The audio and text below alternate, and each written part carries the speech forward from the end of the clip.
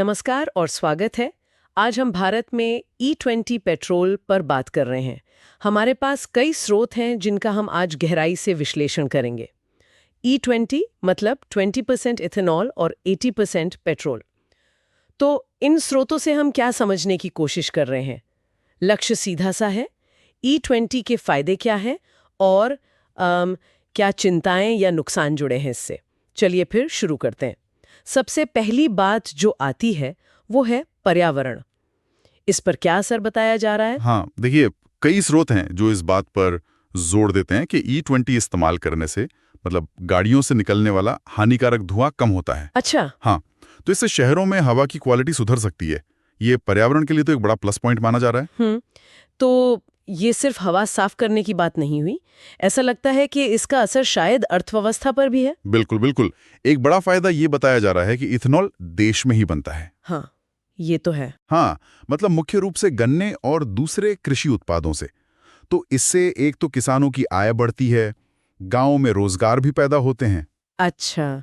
और साथ ही क्योंकि हम बाहर से कम तेल मंगाएंगे तो तेल आयात पर हमारी निर्भरता कम होगी। हाँ, विदेशी मुद्रा बचेगी। हाँ, वो कीमती विदेशी मुद्रा भी बचती है।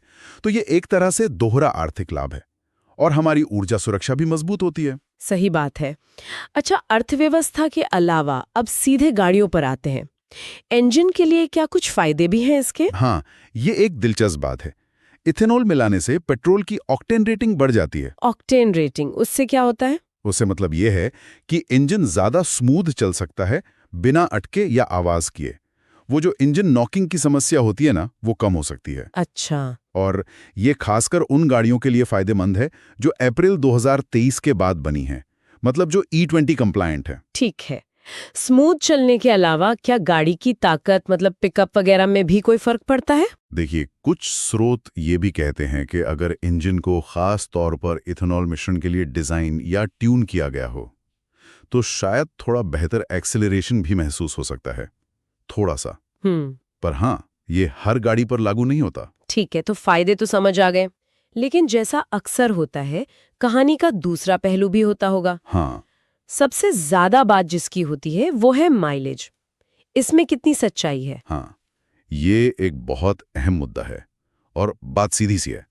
इथेनॉल में पेट्रोल के मुकाबले ऊर्जा थोड़ी कम होती है, मतलब लोअर एनर्जी डेंसिटी। अच्छा। तो जाहिर है E20 इस्तेमाल करने पर गाड़ी प्रति लीटर थोड़ी कम चलेगी। कितनी कम अंदाजन? जो गाड़ियां E20 के लिए बनी है उनमें तो शायद ये कमी सिर्फ 1-2% तक हो, लेकिन जो पुरानी गाड़ियां हैं, हाँ। जो इसके लिए डिजाइन नहीं की गई, उनमें 3 से 6% या कभी अभी इससे भी ज्यादा की गिरावट देखी जा सकती है।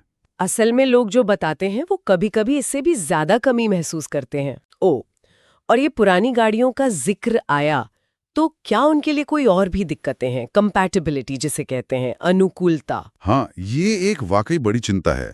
एथेनॉल की एक खासियत है कि वो पानी सोखता है, हाइग्रोस्कोपिक होता है। पानी सोखता है ईंधन में? हाँ, तो अगर ईंधन प्रणाली में नमी आ जाए तो इससे जो धातु के पुर्जे हैं उनमें जंग लग सकता है, या रबर और प्लास्टिक के सील्स और पाइप्स खराब हो सकते हैं। अरे बाप रे।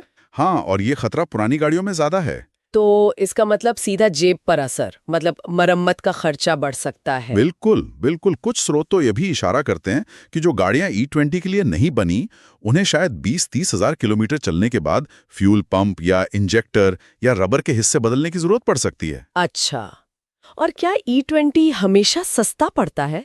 क्योंकि इथेनॉल तो यही बनता है। जरूरी नहीं कि ये हमेशा सस्ता ही मिले। इथेनॉल की सरकारी खरीद, कीमत, सप्लाई, ये सब चीजें दाम तय करती हैं। कई बार देखा गया है कि E20 पेट्रोल की कीमत सामान्य पेट्रोल के आसपास ही रही है। इसके अलावा एक और बात, पुरानी गाड़ियों की वारंटी पर असर पड़ सकता है और कुछ स्रोत ठंडे मौसम में स्टार्ट होने में दिक्कत आने की बात भी करते हैं। ओहो, तो कुल मिलाकर इन सब बातों से मतलब क्या तस्वीर उभरती है? एक तरफ तो लगता है कि E20 भारत के लिए पर्यावरण, ऊर्जा सुरक्षा, ग्रामीण अर्थव्यवस्था, इन सब के लिए एक जरूरी कदम है, खासकर नई गाड़ियों के साथ। सही कहा, बिल्कुल। लेकिन दूसरी तरफ जो पुरानी गाड़ियों के मालिक हैं, मतलब अप्रैल 2023 से पहले बनी गाड़ियों के, हाँ। उनके सामने माइलेज में कमी, रखरखाव का खर्चा बढ़ना और इंजन पर असर, ये सब व्यावहारिक चुनौतियां हैं। तो सलाह क्या है? सभी स्रोतों का निचोड़ यही लगता है कि अगर आपकी गाड़ी पुरानी है तो इस्तेमाल से पहले उसकी अनुकूलता, कंपैटिबिलिटी जरूर जांच लें, और ज़रूरत पड़े तो कंपनी से सलाह लेना ही बेहतर है। तो यहाँ फिर वही बड़ा सवाल उठता है कि देश की बड़ी ज़रूरतें हैं, ऊर्जा की, पर्यावरण की, और दूसरी तरफ एक आम वाहन मालिक की रोज़मर्रा की चिंताएं हैं। इनके बीच संतुलन कैसे साधा जाए, ये सवाल ज़रूर हमारे और दिमाग में वीडियोस घूमता देखने के रहेगा। लिए हमारे चैनल ऑटो ज्ञान को सब्सक्राइब करें।